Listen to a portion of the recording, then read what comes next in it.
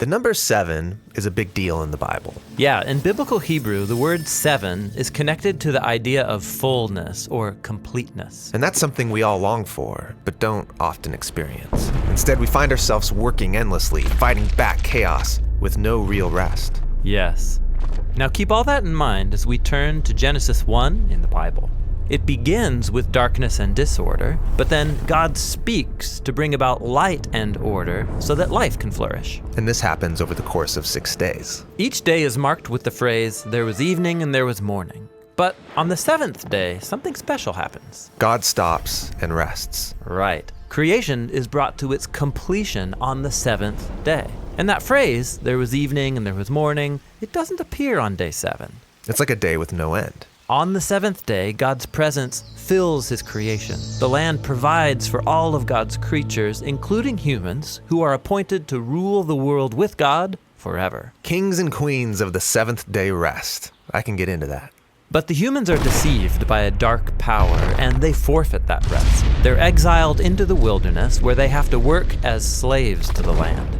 Until they die and return to the dust from which they came. But God wants to restore humanity back to that 7th day rest. So he chooses to give the family of Israel that experience of ultimate rest so they can share it with others. But how? They're in Egypt, slaves to an oppressive empire who's grinding them into the dust. So God confronts Egypt and he liberates the Israelites, taking them through the darkness and chaos on the way to the promised land. Now, while they're on their way, they find themselves in the wilderness. It's easy to get lost. Life is a struggle. They're not in the land of rest yet. But while they're on the way, God invites them in the wilderness to start living as if they're in the promised land. But how do you practice the future rest in the wilderness? Well, God tells them that every 7th day they are to stop their work, or in Hebrew, to Shabbat, so that they can rest and enjoy God's good world. So take a whole day to live as if the ultimate rest has already come. Yeah, this is the Sabbath, celebrated every week on the 7th day. But there's more. The Sabbath is just one of 7 festivals that Israel practiced every year, each one anticipating that 7th day rest. That is a lot of 7s. And there's even more. Every 7 years, the Israelites were to liberate slaves, forgive debts, and let the land rest for a whole year. And then, every 7 times 7 years was the ultimate 7th day rest, called the Year of Jubilee. If anyone had lost their land or gone into debt, all was forgiven, everything restored.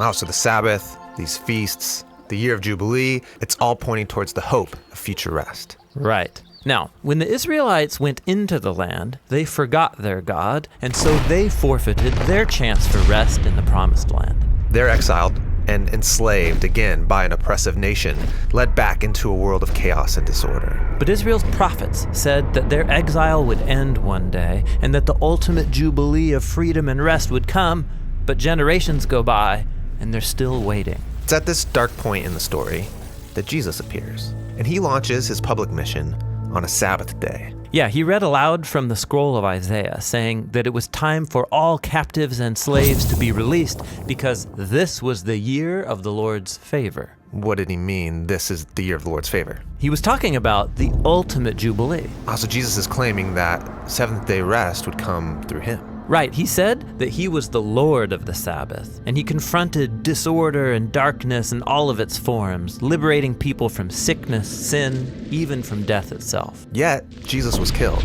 so even his work was undone. Well, it seemed that way.